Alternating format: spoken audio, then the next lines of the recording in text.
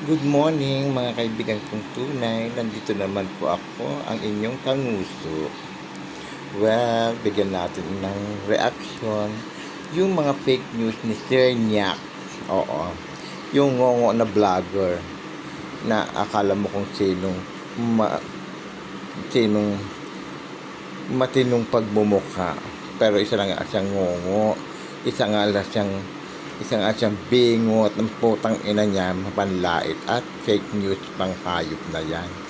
Ewan ko ba kung bakit naman naging ano pa yung animal na yan.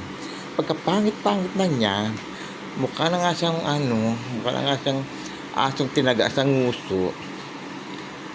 Masyado pa siya nanlalait. Akala mo, normal siya.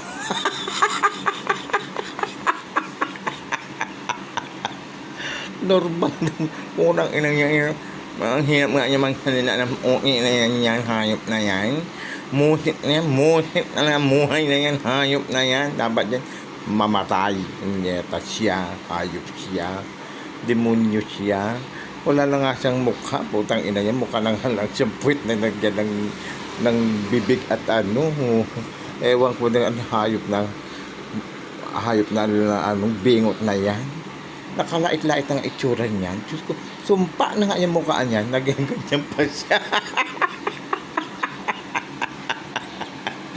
Okay lang inagingungo na yan. Sir Nyak, Argota, putang ina mo.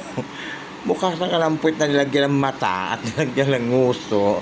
Diyos ko, hindi ka pa magtino. Okay lang ina mo. Hayop ka.